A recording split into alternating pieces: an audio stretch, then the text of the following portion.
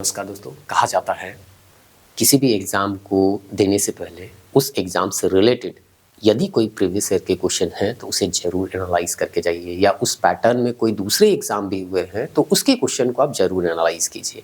तो आपको पता है 5 जुलाई 2026 को क्षेत्रीय कार्यकर्ता का एग्ज़ाम होने वाला है और इसका सिलेबस उत्पाद सिपाही के सिलेबस से सेम है। वो भी 10वीं स्तर का था, ये भी 10वीं स्तर का था। तो वो अभी हाल ही में हुआ है 12 अप्रैल 2026 को। तो उसमें जो क्वेश्चन आए हैं उससे हम क्या सीख सकते हैं और आगे अपनी तैयारी को किस तरह से लेके जा सकते हैं, इसको समझने के लिए आज हम लोग उत्पाद सिपाही का जो एग्जाम हुआ था नागपुरी का, उसके सारे क्वेश्चन के पैटर्न को समझने का प्रयास करेंगे और ये भी जानेंगे कि ये प्रश्न आखिर कहाँ से बनाए जाते हैं। देखिए 70-80 क्वेश्चन जो है लैंग्वेज पेपर में लाना कोई बहुत बड़ी बात नहीं है।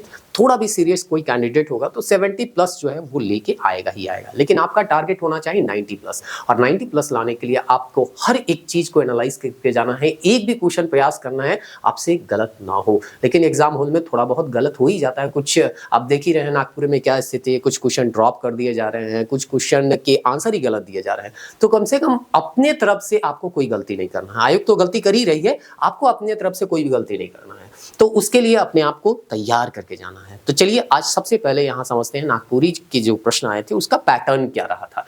थोड़ा बहुत आगे पीछे हो सकता है, लेकिन अगर आप देखें तो 100 प्रश्न में 36 प्रश्न जो है वो व्याकरण से संबंधित थे। हम फिर से बोल रहे हैं, एक दो क्वेश्चन आगे पीछे हो सकता है, लेकिन ऑन एन एवरेज लगभग इतना ही है। उसके बाद जो है लोक साहित्य के अंतर्गत हम लोग देखते हैं तो 24 प्रश्न लगभग देखने को मिलता है। मंजर भाग 2 से अगर हम लोग प्रश्न देखें, गद्य पद दोनों भाग से, तो 28 प्रश्न देखने को मिलते हैं। और एक्स्ट्रा मतलब इसको हम किसी भी ये तीनों पार्ट में क्लासिफाई नहीं कर पाए हैं, उस प्रश्न को हम एक्स्ट्रा के अंतर्गत रखते हैं। हो सकता है एक आध प्रश्न जो है आप तीनों में से किसी एक कैटेगरी में रख दीजिएगा, तो हो सकता है इसका क्वेश्चन एक दो कम हो जाए। तो ये बहुत ज्यादा मायने नहीं रखता है, बस इतना जानना है कि कुछ ऐसे प्रश्न आते हैं जो जीके टाइप के होते हैं, एक्स्ट्रा क्वेश्चन होते हैं। तो आप ऐसे भी दूसरे सब्जेक्ट पढ़ के जाते हैं तो बहुत ज्यादा ये टफ नहीं होता है, ये ईजी प्रश्न होते हैं जिसे आप बना सकते हैं थोड़ा भी अगर आप अवेयर हैं तो ये एक्स्ट्रा प्रश्न भी पूछे जाते हैं, ये भी आपको याद रखना है। तो इससे क्या पता चलता है कि देखिए व्याकरण कितना महत्वपूर्ण है। अगर आप देखिएगा मंजर से छोटा पार्ट पड़ता है व्याकरण। आप यहाँ पे कहानी, कथा, नाटक, निबंध सारा चीज पढ़ लीजिए, गद्य पढ़ लीजिए, पद पढ़ लीजिए, तो काफी लंबा टाइम यहाँ पे लेता है और उससे हम कह सकते हैं लगभग आधे से भी कम समय में आप व्याकरण को तैयार कर सकते हैं। और वहां आपको 36 प्रश्न देखने को मिल रहा है। कहने का मतलब व्याकरण का हर एक चीज को आपको रट के जाना है, यहाँ तक कि एग्जाम्पल को भी रट के जाना। अभी उसका हम कारण भी बताएंगे। लोक साहित्य जो है थोड़ा सा लेंदी होता है, लेकिन फिर भी हम लोग प्रयास किए अपने क्लास नोट्स के माध्यम से, या हम लोग जो माइंड मैप बनाते हैं, या वीडियो भी आप लोगों को यूट्यूब में दिया गया है, वहाँ पे एक मास्टर वीडियो दिया गया है लोक साहित्य का, तो उसमें जो भी आपके सिलेबस के अनुसार टॉपिक हैं उसको ऑर्गेनाइज करके दिया गया है। तो इसको हम लोग थोड़ा सा शॉर्ट करने का प्रयास करते हैं आपके पढ़ने के दृष्टिकोण से। अब यहाँ पे रह गया मंजर भाग 2। तो मंजर भाग 2 आपको पूरा ही पढ़ना है, इसमें कोई भी चीज़ स्किप नहीं करना है। अब इसको पढ़ते दौरान क्या क्या चीज़ को ध्यान में रखना है ये भी हम लोग आगे समझेंगे। तो 36 प्रश्न आप समझ गए कितना इंपॉर्टेंट है व्याकरण। तो व्याकरण इंपॉर्टेंट है, तो व्याकरण में हम लोगों को कौन सा सोर्स अपनाना चाहिए या क्या पढ़ के जाना चाहिए। तो व्याकरण में हम कहेंगे आपके सिलेबस में जो भी कुछ लिखा हुआ है वो हर एक चीज पढ़ लीजिए, कोई भी चीज को स्किप नहीं करना है, क्योंकि 36 क्वेश्चन आता है और आपके लिए उसके पास एक ही स्रोत होना चाहिए और वो स्रोत है नागपुरी शदानी व्याकरण, जो कि शकुंतला मैम और उमेश नंद तिवारी के द्वारा लिखा गया है। नागपुरी शदानी व्याकरण करके ये किताब आता है और उम्मीद करते हैं ये किताब के बारे में ज्यादातर विद्यार्थी को पहले से जानकारी होगा। यदि आप इस किताब को नहीं पढ़ रहे हैं तो आप रिस्क में हैं, और अगर आपके पास टाइम नहीं है तो इससे बनाया गया कोई नोट्स होगा तो उसको पढ़िए। जैसे कि हम लोगों का जो माइंड मैप है या डिटेल नोट्स है वो इसी से बनाया गया है, क्योंकि क्वेश्चन इसी से आते हैं, तो नोट्स हम दूसरी किताब से क्यों बनाने जाए। तो यहाँ से ही नोट्स बनाया है। इससे फायदा क्या होगा, नोट्स से अगर आप पढ़िएगा या खुद से नोट्स बनाइएगा तो एग्जाम टाइम में इसमें बहुत सारे ऐसे टॉपिक है जो कि आपके सिलेबस के अंतर्गत नहीं आते हैं, तो वो सब चीज को आपको छांटना नहीं पड़ेगा। जो आपका सिलेबस का चीज है स्पष्ट आपको दिखेगा, कम टाइम में आप चीजों को तैयार कर सकते हैं। तो नोट्स का अपना फायदा होता है और डिटेल किताब का अपना फायदा। आपको डिटेल किताब भी पढ़ना चाहिए और नोट्स भी पढ़ना चाहिए। अगर खुद से बना पा रहे हैं तो ठीक, अगर नहीं बना पा रहे हैं तो हम लोगों के द्वारा जो बनाया गया नोट्स है उसका प्रेफर कर सकते हैं। तो यहाँ पे देखिए हम क्यों बोल रहे थे कि यहाँ पे जब व्याकरण पढ़िएगा तो हर एक एग्जाम्पल को आपको याद करना है। देखिए यहाँ पे आपको ओझा ओझा से संबंधित यहाँ पे लिंग पूछा गया कि ओझा का स्त्रीलिंग क्या होगा। और यहाँ पे अगर थोड़ा सा ध्यान दीजिएगा, या थोड़ा यहाँ धुंधला भी दिख रहा होगा, लेकिन एग्जाम्पल में आप देखिएगा तो यहाँ पे जो दिया गया है आइन लगा के या आइन जोड़ के हम लोग जो है स्त्रीलिंग बनाते हैं, और इसका सबसे पहला एग्जाम्पल जो है वो ओझाइन दिया गया है। कहने का मतलब है एग्जाम्पल से सीधे सीधे क्वेश्चन पूछे जा रहे हैं, और इसीलिए हम बार बार कह रहे हैं कि इसी किताब को पढ़ना है, और या तो इसके द्वारा जो बनाया गया नोट्स है उसको पढ़िए। इधर उधर ज्यादा ज्ञान अर्जित करने के चक्कर में आपका टाइम वेस्ट होगा और कोई फायदा नहीं होगा। हम लोग जो माइंड मैप बनाते हैं या डिटेल नोट्स बनाते हैं तो हर एक एग्जांपल को लिखते हैं, एक्स्ट्रा उसके अलावा कुछ एग्जांपल आप जोड़ लीजिए, लेकिन उसका किताब में जो एग्जांपल दिया गया है उसको नहीं छोड़ना। और इसीलिए हम लोग टेस्ट भी बनाते हैं तो इनके एग्जाम्पल से ही टेस्ट बनाने का प्रयास करते हैं। तो ये चीज आपको समझ में आ गया होगा। हम पूरा जितना नागपुरी का क्वेश्चन आया है उसको एनालाइज करके नहीं बताएंगे, एक क्वेश्चन आपको बता दिए या 2 क्वेश्चन अभी आपको बता रहे हैं, तो इससे आपको समझ जाना चाहिए और ये किताब को आपको प्रेफर करना चाहिए। यदि आपके पास अभी तक ये किताब नहीं है तो किताब आप ले लीजिए, और नहीं तो नोट्स से कम तो जरूर पढ़िए। यहाँ 2 क्वेश्चन देखिए, एक ही चैप्टर से कितने क्वेश्चन बनाए गए हैं, 3 क्वेश्चन आपको देखने को मिले हैं। यहाँ पे लिंग का भेद पूछा गया, स्पष्ट यहाँ पे बोला गया नागपुरी में मुद्र रूप से द्विगु लिंग वेला पुल्लिंग और स्त्रीलिंग हुआ है। उसके बाद यहाँ पे दिया है जनी, जो मर्द है उसका स्त्रीलिंग क्या होगा, तो मर्द का स्त्रीलिंग यहाँ पे भी जनी मिलता है, ये भी सीधे सीधे एग्जाम्पल से उठाया गया है। तो इस तरह से आपके लिए नागपुरी व्याकरण का सिर्फ एक स्रोत है, और वो सोर्स है ये किताब, या इससे बनाए गए खुद के नोट्स, या कोई कोचिंग आपको देता है जैसे कि हम लोग जैसे, तो उसके नोट्स को आप प्रेफर कर सकते हैं। अब चलिए लोक साहित्य की ओर बढ़ते हैं। लोक साहित्य में आपका जो टॉपिक दिया गया, हर एक टॉपिक को आपको डिटेल से पढ़ना है, और उसके लिए एक स्रोत है नागपुरी लोक साहित्य डॉक्टर भुवनेश्वर अनुज का। यहाँ पे देखिए एक क्वेश्चन आया था, रॉबर्ट ग्रेव्स के अनुसार लोक कथा का कतई विशेषता बताल जाएगा, तो इसका आंसर था 11, और ये चीज जो है आपको इसी किताब में देखने को मिलेगा। देखिए यहाँ पे लोक कथा था, इसीलिए लोक गाथा का जो चीज है जो कि उसी का पार्ट है, उसी चैप्टर में दिया गया है, तो उसको हम डिटेल नोट्स में छोड़ दिए थे, लेकिन उससे भी क्वेश्चन पूछे जा रहे हैं। तो जहां देखिए प्रीवियस ईयर अगर हम देखें तो हमको पता चला कि नहीं यहाँ से भी क्वेश्चन आ रहे हैं, तो अब धीरे धीरे इसको भी हम ऐड कर देंगे। तो हम प्रयास किए थे कोई भी चीज ना छोड़े, लेकिन कभी कभी बहुत ज्यादा लेंदी हो जाता है, तो हम लोग देखते हैं कि सिलेबस में है तो उसको स्किप कर देते हैं,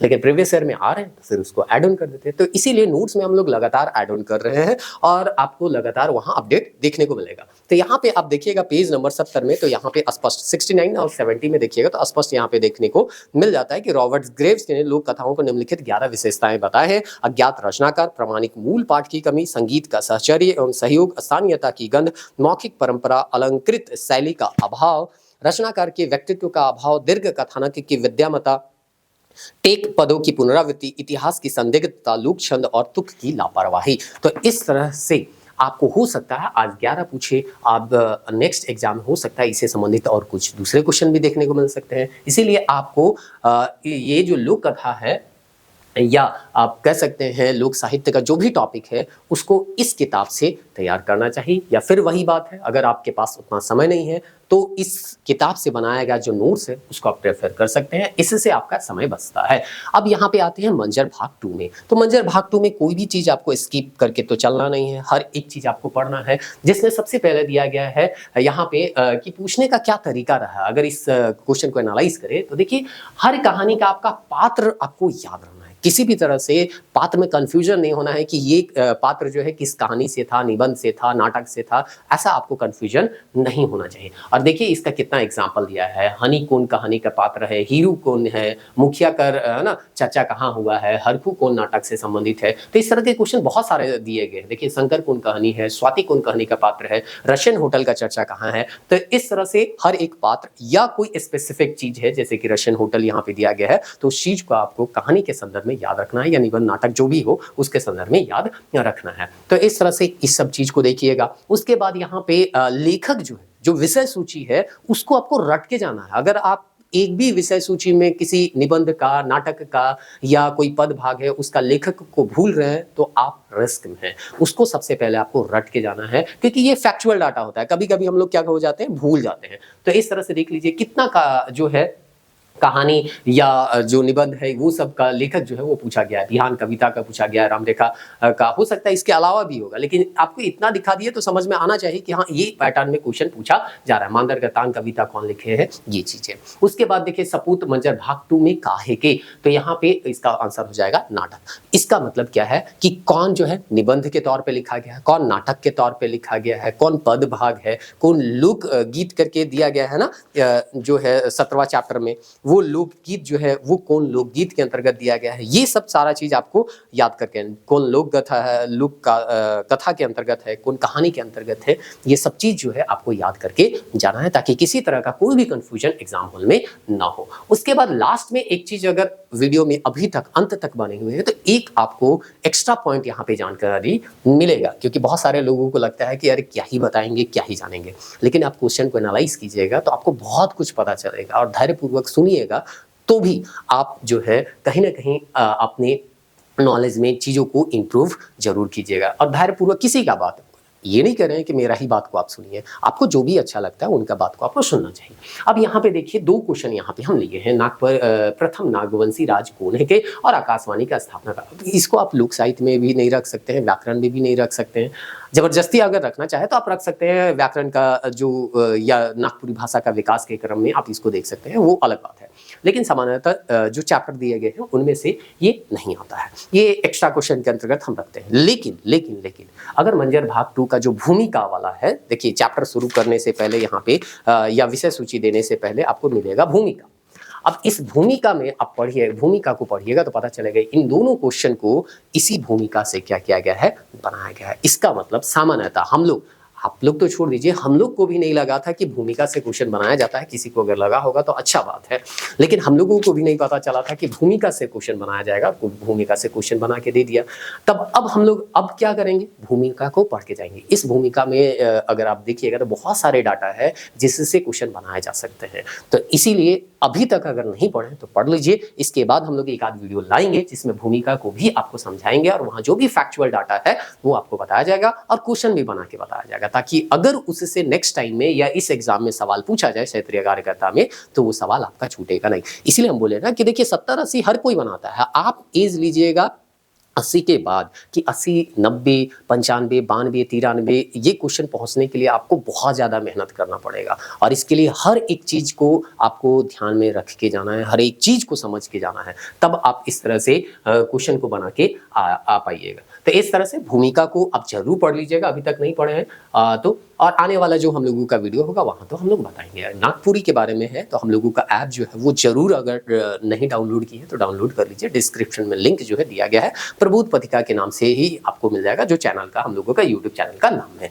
यहाँ नागपुरी के संदर्भ में आप लोगों को डिटेल कोर्स देखने को मिल जाएगा, कुछ फ्री टेस्ट भी हम यहाँ पे डाले हैं जिसे आप जाके बना सकते हैं। अगर PYQ बनाना है, जैसे कि ये PYQ से एनालाइज की, उसी तरह से PYQ और भी बनाने हैं बहुत सारे क्वेश्चन के, तो आप जाके बना सकते हैं, या हम लोगों का PYQ का जो वीडियो सीरीज आ रहा है उसको आप देखिए, वहां से भी आपको बहुत सारे क्वेश्चन जो है या आंसर जो है जानने को मिल जाएंगे। जो नोट्स के बारे में बात कर रहे थे तो हम लोगों का 2 नोट्स है, एक डिटेल नोट्स और एक है माइंड मैप, जो कि पूरे सिलेबस के अनुसार बनाया गया है, सबको एक जगह अरेंज किया गया है। तो अगर आप चाहें तो इसको भी एक्सेस कर सकते हैं। अगर आप फील्ड वर्क का एग्जाम दे रहे हैं तो जरूर टेस्ट अटेम्प्ट कीजिए, अगर कहीं अटेम्प्ट नहीं कर रहे हैं तो यहाँ हम लोग हर एक एग्जाम के पैटर्न को ध्यान में रख के इस टेस्ट को बनाए हैं। खासकर अभी जो उत्पाद सिपाही का हाल में एग्जाम हुआ है उसके पैटर्न को ध्यान में रखा गया है, और जहाँ जहाँ से क्वेश्चन पूछे गए, जैसे कि अभी आपको बताया गया ना कि लोक गाथा से सवाल पूछे गए हैं, तो वहाँ से भी हम लोग क्या कर रहे हैं, सवाल को डालने का प्रयास कर रहे हैं। लेकिन इसके लिए आपको पूरा टेस्ट देना होगा, ऐसा नहीं कि 2-4 टेस्ट दीजिएगा उसी से आपको पता चल जाएगा। हम जो है 21 टेस्ट डाले हैं, तो 21 टेस्ट लास्ट तक दीजिएगा तो आपको हर एक सेक्शन जो है हम वहां टच करवा देंगे, आपको उससे जो है पता चल जाएगा कि क्या क्या चीज आपका छूट रहा है, क्या चीज आपसे गलती हो रहा है, और उसी गलती पे आपको काम करना है, एग्जाम हॉल में जाना है, आपका काम हो जाएगा। तो मिलते हैं नेक्स्ट वीडियो में, वहां पे हम लोग उम्मीद करते हैं भूमिका के बारे में चर्चा करेंगे। और अगर PYQ देखना है तो हम लोगों का लगातार वीडियो अपलोड हो रहा है, उसको आप जरूर देखिए। प्रीवियस ईयर के क्वेश्चन आपको कहीं ना कहीं जो है हेल्प पहुंचाएंगे, क्योंकि ये क्वेश्चन जो है डायरेक्टली भी आपको देखने को मिल सकते हैं या इनडायरेक्टली आपको कहीं ना कहीं हेल्प तो जरूर पहुंचाएंगे। मिलते हैं नेक्स्ट वीडियो, तब तक लीजिए।